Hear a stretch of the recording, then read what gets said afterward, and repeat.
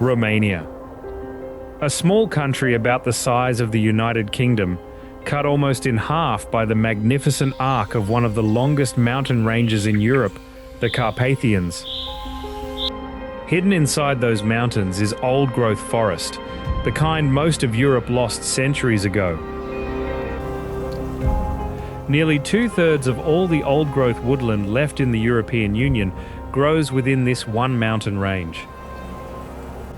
And still moving through it is an animal that has vanished almost everywhere else: the brown bear. 6 of every 10 left in Europe live in this single country. The world still pictures Romania in grey, communist-era apartment blocks, Bran Castle, and a Dracula legend the world dreamed up on its own. But look closer, and it turns out to be one of the last genuinely wild places left on the continent. They call it Europe's Amazon. The wildest place of all waits at the far end of this journey, where 15,000 people still live out on the water, in villages no road has ever reached. But that comes last. For now, we begin in the mountains, at the country's heart, on the most unlikely road it ever built.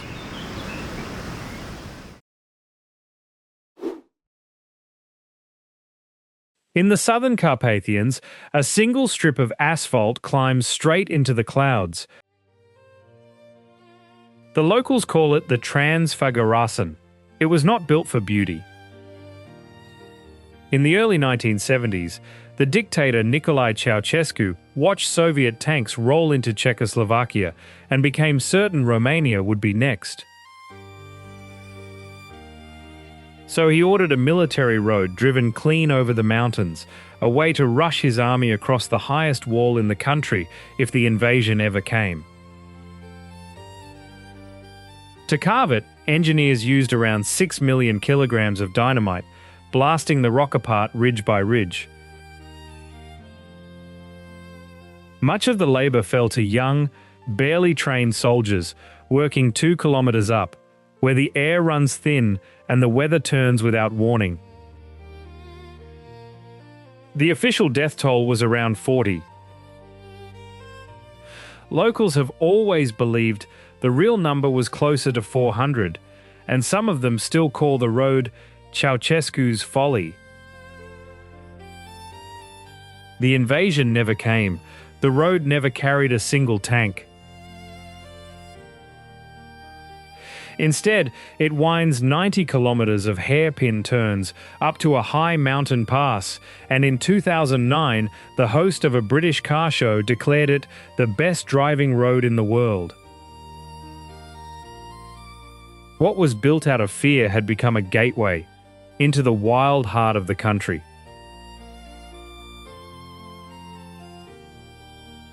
At the very top of the Transfagarasan, where the asphalt finally levels out, the mountains open onto a small, still lake.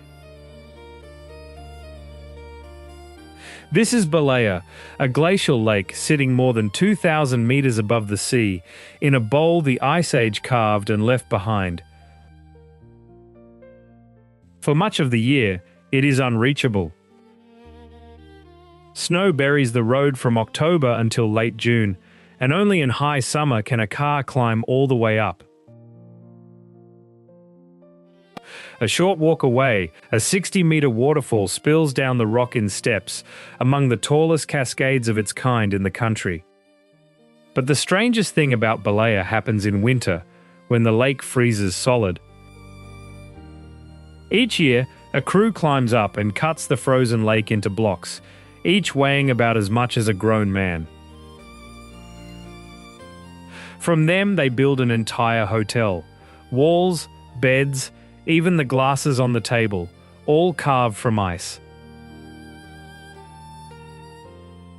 Inside, the temperature holds around 2 degrees above freezing, day and night. The mountains give and the mountains take. In the winter of 1977, an avalanche near this lake buried 23 people, most of them students on a winter holiday. Beauty here has always come with a warning.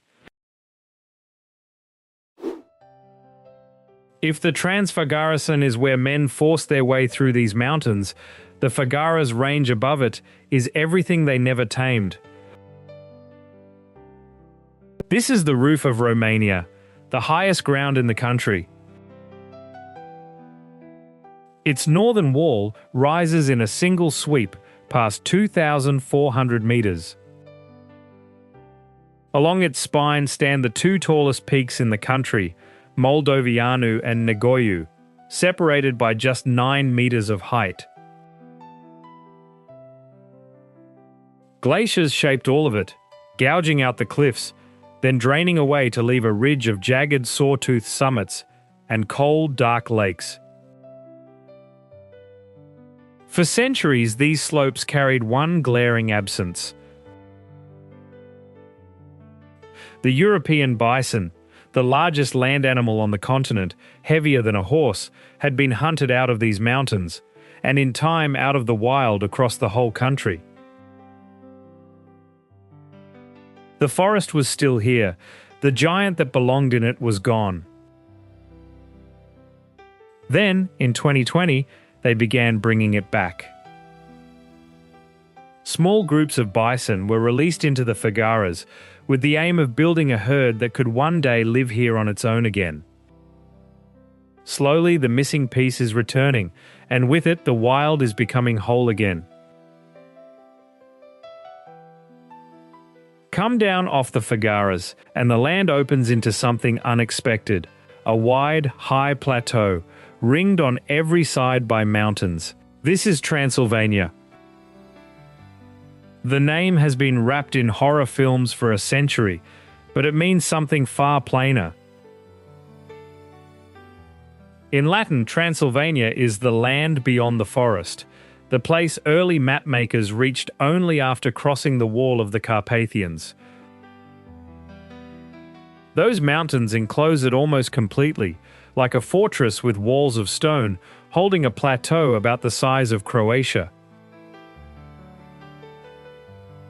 Sealed off that way, it became a world of its own, with a harsh continental climate all its own, where summer and winter can feel like different worlds. For centuries it passed from hand to hand, an autonomous principality under the Ottomans, then part of Austria-Hungary, and only in 1918 did it finally join Romania.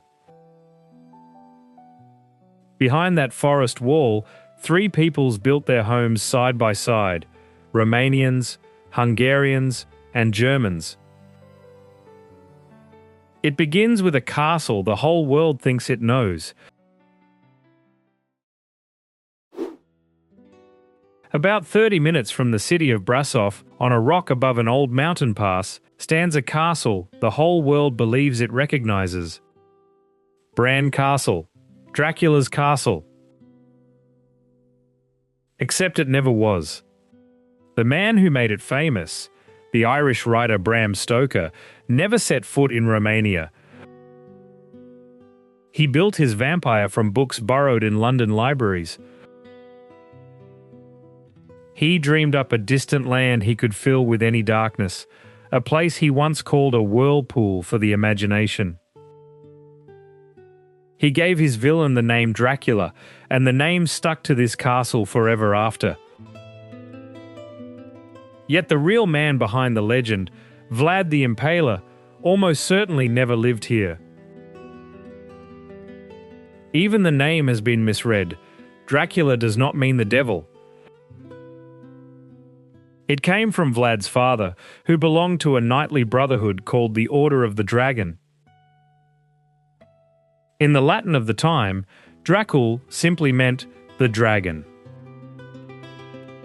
The real Vlad was born in these mountains and learned cruelty young. As a boy, he was held hostage in the Ottoman court, where he first saw men executed on wooden stakes. But his true story waits further along our road, in the town where he was actually born.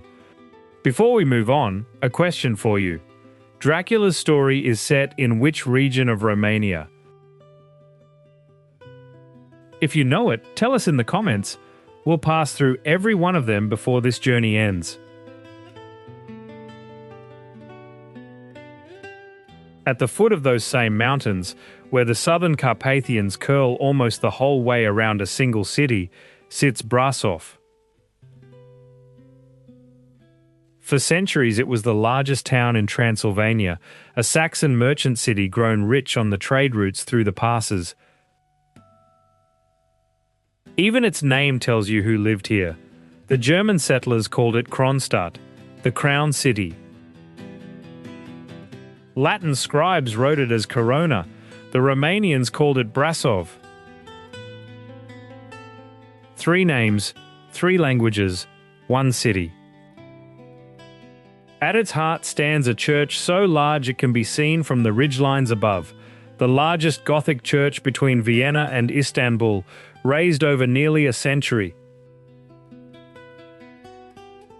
But it goes by another name now. In 1689, a great fire set by imperial soldiers swept through the city and scorched the church's pale walls black. The smoke stains never fully lifted, and the people renamed it for what the fire left behind, the Black Church. Nearby runs one of the narrowest streets in all of Europe, a passage first cut for firefighters, so tight in places you could touch both walls at once without stretching your arms. A whole city folded into the space the mountains allowed. Scattered across the hills of southern Transylvania, village after village is built around a strange kind of church, a church wrapped in walls, ringed by towers, built to be a fortress.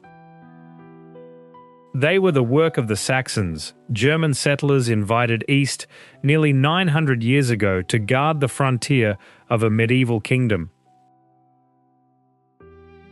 When Ottoman and Tatar raiders swept through, the villagers did not run. They locked themselves inside the church walls, with their food, their livestock, their families, and waited out the siege. The finest of them, at Biertan, is ringed by 3 separate walls joined by 9 towers. Its sacristy door carries a lock so intricate it bolts shut at 19 points at once, a mechanism shown off at the Paris World's Fair back in 1889. For centuries these villages held, then, in a single lifetime, they emptied. In 1910, 250,000 Saxons lived in Transylvania. After communism fell, they left for Germany almost overnight, 75,000 in 2 years alone. Today, barely 12,000 remain. The fortresses still stand. The people who built them are almost gone, and in some villages, the church bells still ring out across fields, no Saxon farms anymore. Follow the valleys northwest, and you reach a hill town that looks stopped in time. Sighisoara, said to be the last inhabited medieval citadel in Europe. People have lived inside its walls without a break for more than 700 years, and they live there still. Above its steep-coloured houses rises a clock tower, 64 metres tall, visible from almost anywhere in town. On its face, a small stage turns each day, moving 7 carved wooden figures, one for every day of the week, each standing for an old god, a planet, and a metal. And here, the legend we left at Bran turns real. If that castle is the Dracula the world invented, this is where the real man was actually born. In 1431, in a house just steps from the clock tower, still standing and said to be the oldest stone building in the town, a boy named Vlad came into the world. Not a monster, a prince's son, in a working town of craftsmen. The town has guarded that history carefully. When a company proposed a Dracula theme park on its doorstep, the people refused, and the plan collapsed. Sighisoara, it seems, preferred the truth to the legend. Not every corner of Transylvania is a postcard. In the town of Hunedoara, two Romanias stand in a single frame. On one side, block after block of communist-era housing and a vast steelworks with rusting chimneys. On the other, rising straight out of the same ground, one of the most storybook castles in all of Europe. Corvin Castle. It was raised in the 15th century by John Hunyadi, a commander who, in 1456, broke an Ottoman siege at Belgrade and held the empire back from the heart of Europe.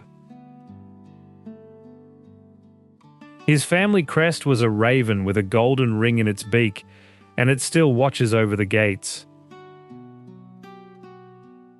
Legend even claims a young Vlad the Impaler was held prisoner here for years. In the courtyard is a well, dug, the story goes, by 3 Ottoman captives, promised their freedom if they could reach water. They dug for years. When they finally struck it, they were executed anyway, and are said to have cursed the well with their last breath. And the town below tells its own hard story. Its steelworks once employed 20,000 people. By 2011, barely 800 were left, and in 2025 the last of it shut for good. A medieval hero's castle, standing watch over the ghost of an industrial one. West of the plateau rise the Apuseni Mountains, older, lower, and gentler than the high Carpathians, a maze of forested ridges and hidden valleys. At dawn, fog pools so thick in the hollows that whole villages stay lost in cloud long after sunrise, emerging only as the mist burns slowly off the slopes. But the strangest thing in the Apuseni lies underground. Deep inside one of its caves sits a glacier, a solid mass of ice, some 75,000 cubic meters of it, sealed in permanent darkness. It has been there for more than 3,000 years. When the oldest of this ice first formed, the pyramids of Egypt were already standing. Above ground, the range keeps its own quiet. These are working mountains, threaded with villages that have changed little in centuries, a place the modern world reached late and lightly. Beneath the town of Turda, farther north, lies a different underground world, one carved entirely by human hands. For nearly 2,000 years, going back to Roman times, people dug salt out of these hills, hauling it up by the ton until the mine finally closed in 1932. Then it was left in the dark.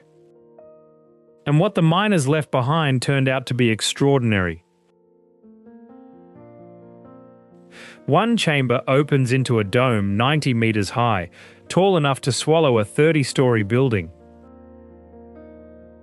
From the ceilings hang salt stalactites up to 3 meters long, growing about 2 centimeters a year, drop by mineral drop.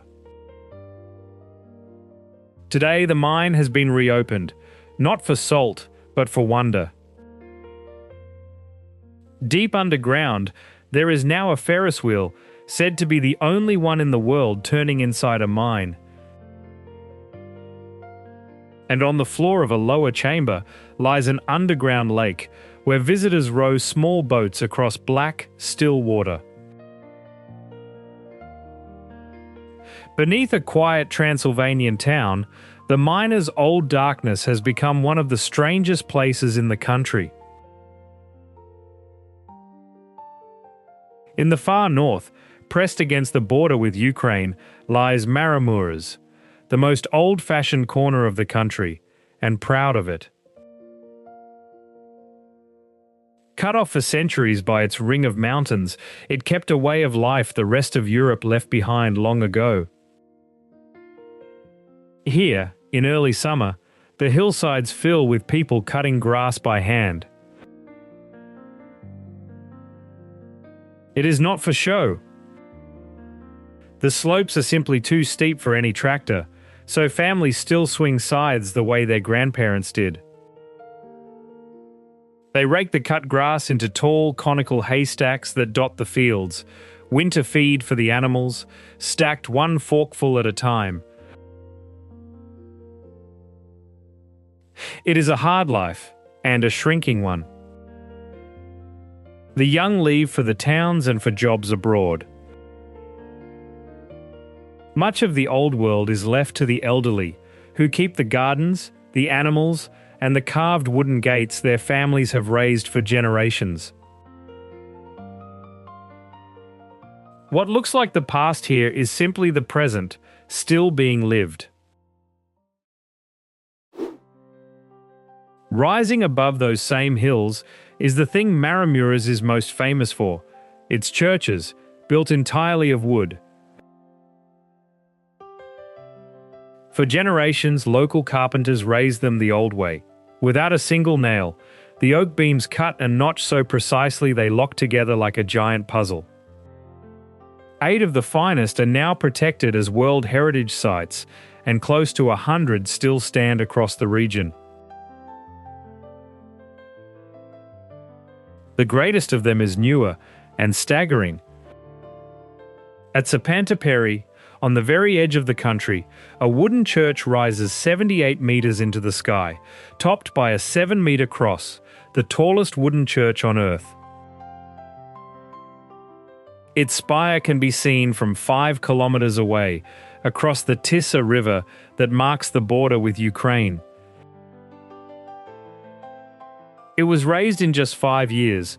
At the turn of this century, its roof and cross gilded with kilograms of gold. From the far bank, in another country, it stands like a wooden needle on the horizon, a village's answer to the question of how high faith can reach when it is built by hand.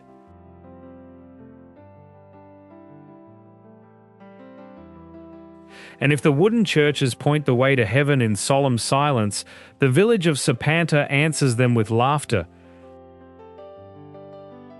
Here, in the same corner of Maramures, stands a graveyard unlike any other in Europe, the Merry Cemetery. There are more than 800 graves, and not one of them is somber. Each wooden cross is painted in bright blues, greens, reds, and yellows. Each is carved with a little portrait of the person below and a short poem, written in their own voice, as if the dead were speaking. And they do not speak in hushed tones. The verses are funny, gossipy, sometimes startlingly blunt, teasing the deceased for their drinking, their in-laws, or the way they died. It began in 1935, when a local craftsman started carving them, one by one, nearly 700 in his lifetime. The custom is said to reach back much further, to an old belief, older than Christianity here, that death is not an ending but a passage, a journey towards something better, so Sapanta does not mourn its dead in grey. It paints them in colour, tells one last joke, and sends them on their way. To leave Transylvania for the east, you have to get through the mountains, and for centuries, there was only one way. The Bicaz Gorges. Over millions of years, a small river cut a slot straight down through the limestone. It left sheer walls that rise as much as 300 meters overhead, nearly the height of the Eiffel Tower, in bare rock on both sides at once. Through the narrowest stretch runs a road, threading 12 hairpin turns into less than 11 kilometers of canyon.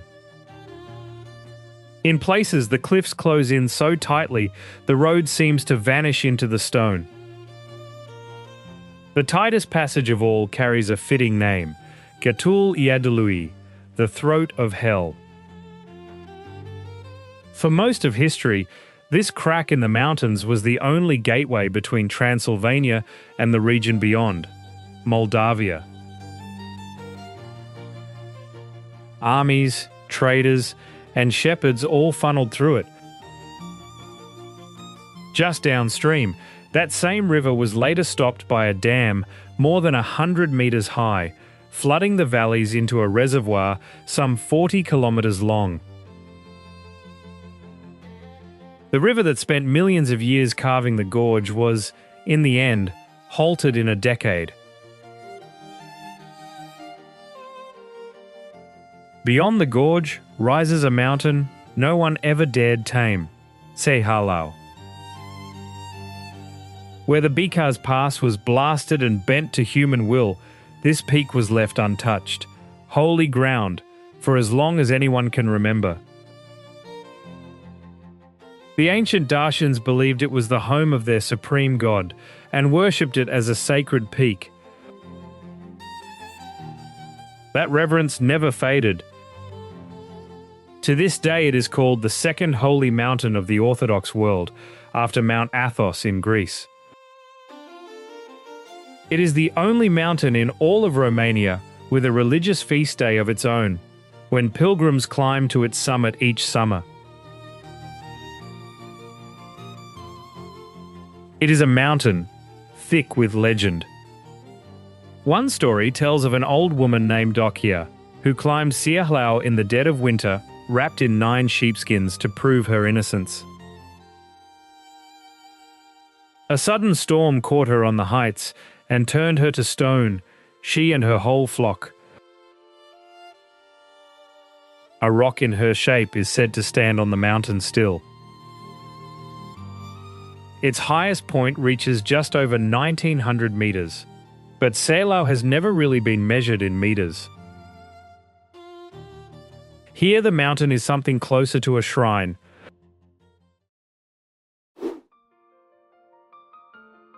Northeast of the Holy Mountain, the ranges soften into some of the wildest forest left in Europe. On the slopes of Rarau grows a stand of ancient beech and fir, so old and undisturbed the trees climb past 50 meters. It is a primeval woodland, now protected by the world as a relic of what the whole continent once looked like. Bears, lynx, and eagle owls still move through its shadows. This is the untamed heart the country is known for. And here, one long-lost piece of it is coming back. The European bison, hunted out of Romania's wild long ago, has been returned to a reserve in these northern hills, walking ground it had not touched in centuries. No one is quite sure how much life these forests still hold. Counts of Romania's bears alone have ranged from 6,000 to more than 12,000, a country still learning the true size of its own wilderness.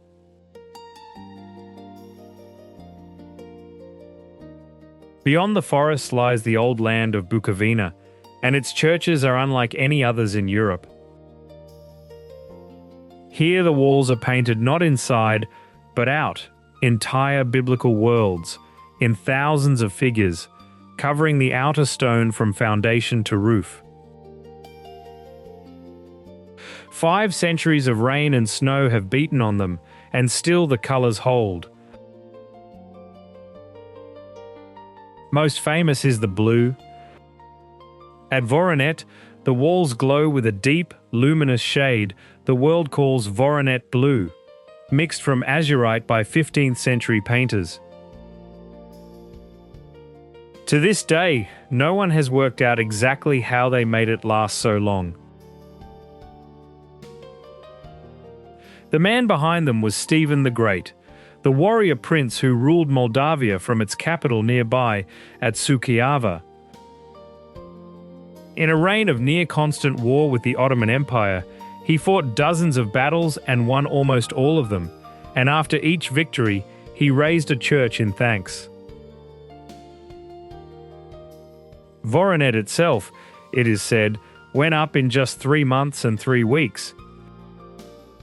8 of these painted churches are now protected together by the world. A soldier's thank you notes, written in fresco and left out in the open air for 500 years, where anyone passing could read them.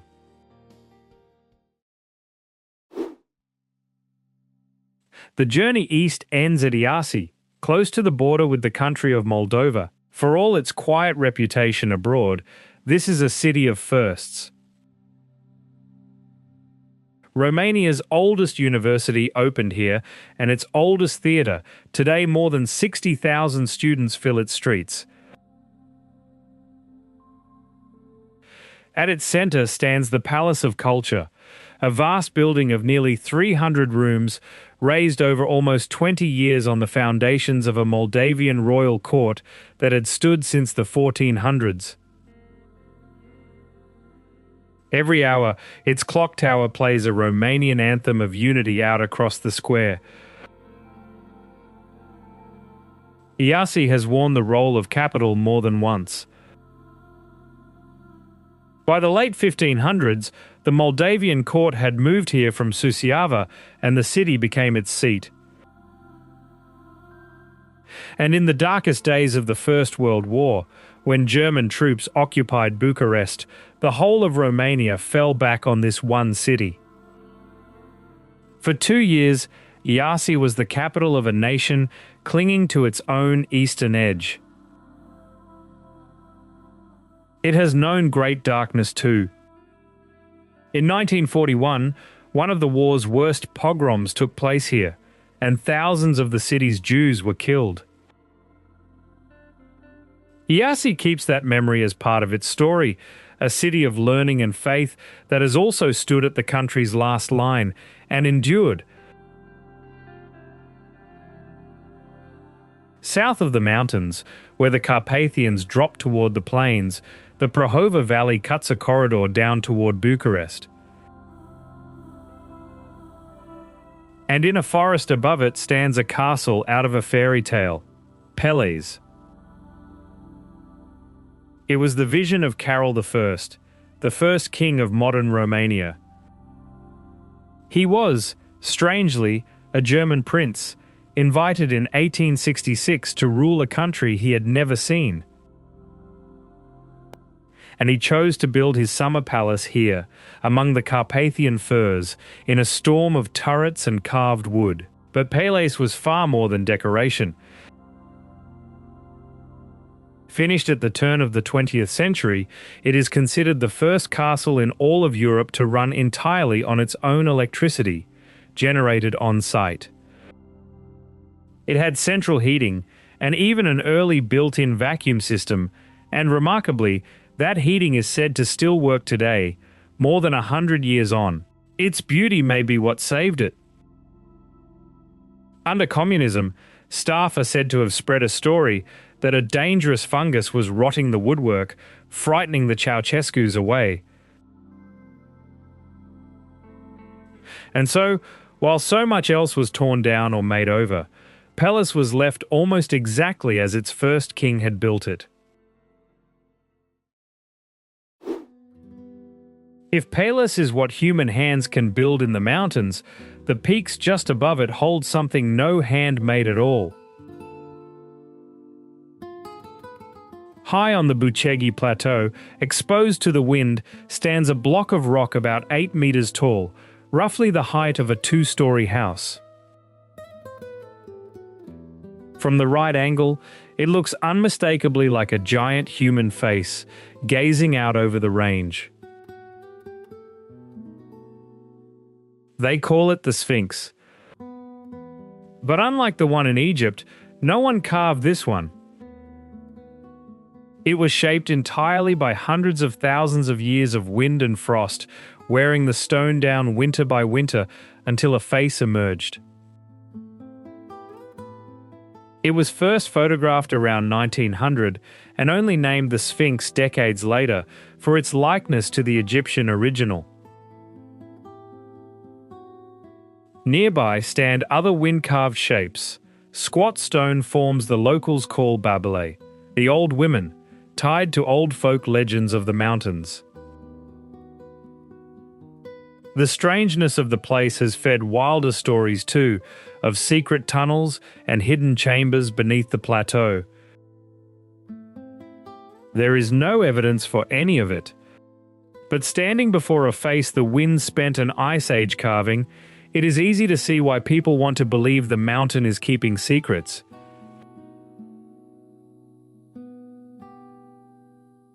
Down where the mountains finally give way to a wide plain sits the capital, Bucharest, the city that, more than anywhere, shaped the world's grey idea of Romania. That idea is only half the truth. A century ago, the world knew Bucharest as Little Paris. In the years around 1900, it was one of the most elegant cities in Europe, ranked alongside London and Paris itself, with tree-lined boulevards and its own small Arch of Triumph. Much of that older, graceful city still stands, behind the concrete. But the building the world knows is a far heavier thing. The Palace of the Parliament is the second largest administrative building on the planet, after the Pentagon, and by sheer weight, it is thought to be the heaviest building on Earth. Inside are around 1,100 rooms, some 3,500 tons of crystal, and nearly 500 chandeliers. It came at a terrible price. To raise it, the dictator Ceausescu had roughly a fifth of the old city demolished, churches, homes, whole neighborhoods swept away. He never saw it finished. In December 1989, a revolution swept him from power, and he was executed on Christmas Day. The palace he built to glorify himself outlived him, and today it houses the parliament of a free country, while the gentler city of a century ago still lines the boulevards around it. Before the journey leaves for the coast, one last stop lies inland, west of the capital in the foothills. Here stands a church so fine that a Wallachian prince once meant it to be the most beautiful in the land, the monastery of Curtea de Arges.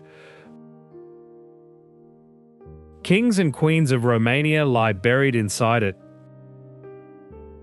But the story it is truly known for is far older and much darker. Legend tells of Manol, the master builder charged with raising it. Every night, the walls he built by day collapsed. At last, a dream told him the church would only stand if a living person was sealed inside it, and that the sacrifice must be the first wife to arrive the next morning. The first to come, carrying his food up the hill, was his own wife, Anna. Bound by his oath, Manol is said to have walled her in alive, and only then did the church finally stand. The legend does not end there. When it was done, the prince, afraid Manol might build something greater for someone else, left him stranded on the roof. The builder fashioned wings from wooden shingles and tried to fly, and fell to his death. Where he struck the ground, they say, a spring still flows. And on windy nights, some claim, you can still hear Anna's voice in the walls. The journey turns at last toward the sea. In the far southeast, where Romania meets the Black Sea, stands Constanta, the oldest city in the country. People have lived here without a break for more than 2,500 years, since Greek sailors founded it as a colony they called Thomas, around 600 years before Christ. It was, even then, the edge of the known world, which is exactly why Rome sent one of its greatest poets here to vanish. In the year 8 AD, the Emperor Augustus banished the poet Ovid to Thomas. Ovid would only ever explain the reason as a poem and a mistake. He was 50 years old, cast out to the cold rim of the empire, and he was never allowed home. But he did not fall silent. In his years beside this sea, far from Rome, Ovid kept writing long poems of grief and longing that became some of the most treasured verse Rome ever produced. Today, the city keeps a statue of him at its heart. Behind it, the largest port on the Black Sea stretches along the water, a place that has stood at the meeting point of empires for 26 centuries. Just inland from the coast rises a range of low, rounded hills, so gentle they barely look like mountains at all. But the Macin Hills are among the oldest mountains in all of Europe. They were thrown up more than 300 million years ago in the same ancient upheaval that raised the Scottish Highlands and once may have stood as tall as the Alps. Then time went to work. Over hundreds of millions of years, wind and water wore them down, grain by grain. Today, the highest peak left standing rises less than 500 meters, the worn stump of a mountain that was once a giant. And yet, ground almost flat, they are astonishingly alive.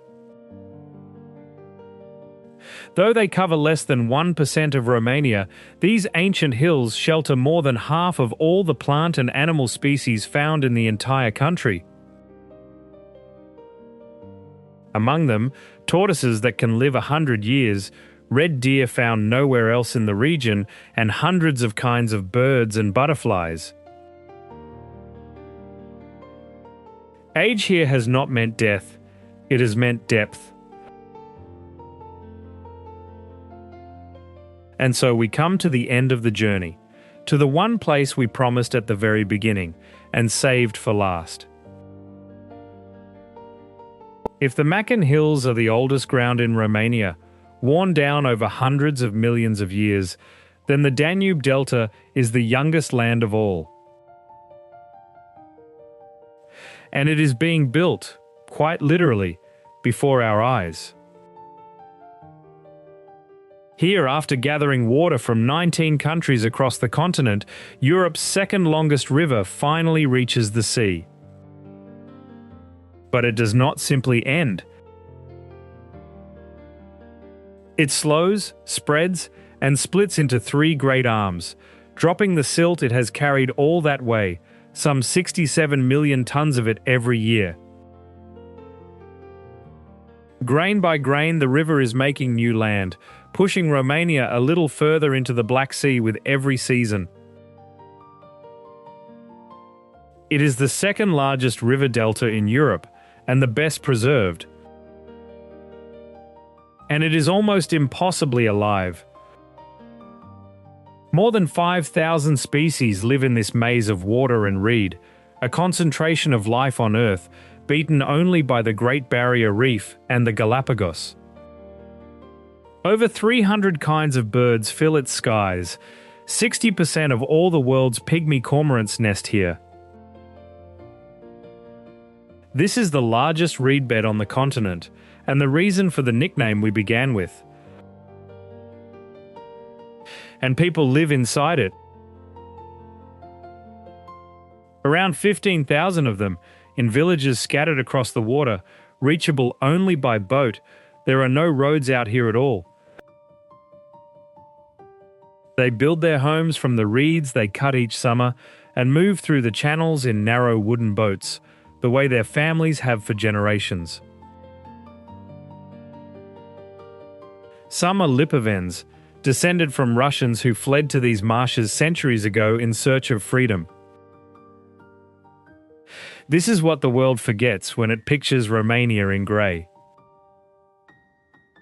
Here at the far eastern edge of the country, the land gives way to water, reed, and open sky, and simply teems with life. This is Europe's Amazon. We began with a country the world thought it already knew. A place of grey apartment blocks, an old vampire legend, and not much else. We end somewhere the world forgot to look. From the bare forests of the Carpathians to the painted crosses of the north, from a road blasted through solid rock to a river quietly building new land. This one small country has turned out to hold far more than seemed possible. Return, for a moment, to a promise made at the very start, high in the mountains, that 6 of every 10 brown bears left in all of Europe live in this single country. That was only the beginning of it. These forests are one of the last strongholds of large animals left on the continent, home to some 400 kinds of mammal, with wolves and lynx still hunting ground they lost almost everywhere else. In places, the woodland has never once been cut. Old-growth forest of a kind most of Europe lost centuries ago, and nearly 2/3 of all that survives in the European Union grows in this one range. Even the bears remain a mystery no one has quite solved. Old accounts, made by tracking prints in the mud, put their number near 6,000. Newer ones, reading the animal's own DNA from a single strand of hair, suggest it may be almost twice that. And some of this wild is not survival but return. In the eastern woods, European bison, hunted out of the wild here more than a century ago, walk free again, brought back one animal at a time. And people live inside all of it. Fewer every year, but they stay. In the high villages, the slopes are still too steep for machines. So each summer the hay is cut by hand with the scythe and stacked into tall cones, exactly as it was 200 years ago. When winter closes the roads, families still make their own plum brandy and smoke their own meat to last the cold months out, the way their grandparents did. One hamlet in the western mountains, home to barely 30 souls, has no road at all. Only 4 wooden ladders bolted to a cliff, climbed by hand with everything you own on your back. And not every old world survived. A century ago, 250,000 Saxons lived in the towns of Transylvania. After the borders opened in the 1990s, almost all of them left, and perhaps 12,000 remain. An 800-year presence nearly gone in a single generation. Yet the rhythms outlast the people who kept them. In villages all but emptied, the church bell is still rung at noon and again at dusk, the way it always was, for fields that may no longer have anyone left in them to listen. There is an older grief here too, drawn right onto the map. The longest border this country has is not with a stranger, but with Moldova. Another nation just to the east that speaks the very same language, a single people left on 2 sides of a line by the tides of history. It is why the country's National Day marks neither a war nor an independence, but a union, the day in 1918 when the lands beyond the mountains finally came home. Step back far enough, and the strangest thing of all is the country itself. On a language map of this corner of Europe, it stands out at once, a single island of Latin in a sea of Slavic tongues. Romanian is the only Romance language still spoken natively in the east of the continent, 24 million voices carrying a direct descendant of the Latin of Rome. And it came from the briefest of encounters.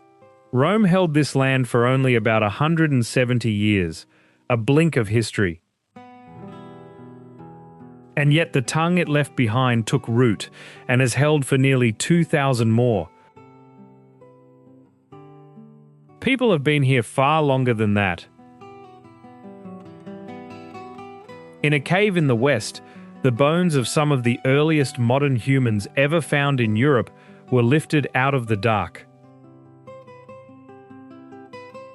Men and women who lived and died here around 40,000 years ago. On other cave walls, painted figures were traced some 30,000 years back, among the oldest known anywhere in this part of the world.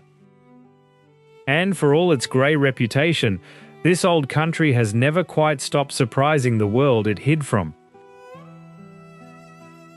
One of its western cities lit its streets with electric light in 1889, the first on the whole continent to do so. A Romanian doctor was among the first ever to isolate insulin and was passed over for the prize that followed. And at a single Olympic Games, a girl of 14 scored the first perfect 10 in the history of her sport. So far beyond what anyone thought possible that the scoreboard, never built for the number, could only show a 1. And yet, for all it has given the world, the country is still ruled by the shape of its own land. That great arc of mountains at its heart decides almost everything. It is why the country's main highway, running from the Hungarian border toward the capital, has for decades met the same wall, the Carpathians. Where the modern road simply stops, and the traffic of a nation is funneled onto a single winding pass, the way it has been for generations. The same river that builds new land in the east tears the mountains open in the west, carving a vast gorge along the Serbian border known as the Iron Gates, where two countries share a single dam and the current itself lights the homes on both banks. To understand Romania in the end is to understand that ring of mountains, a wall that kept the invaders out, kept the forests standing, kept the old ways alive, and kept the wider world from ever quite arriving. A country wide enough to run from the Hungarian border to the Black Sea and still keeping a single clock, one time zone, for a place that holds this many worlds. The modern world passed it by, and in passing, it left it whole. We have seen it in a single pass: snow on the high passes and reeds at the river's mouth, fortress churches and laughing graves, salt glowing far underground. We have crossed it only once. There are 100 valleys we never reached, and 100 stories we never heard, and those are for another journey. The rest is waiting, exactly where the mountains have always kept it. If this land is your home, tell us in the comments what we missed. Thank you for traveling with us, and we'll see you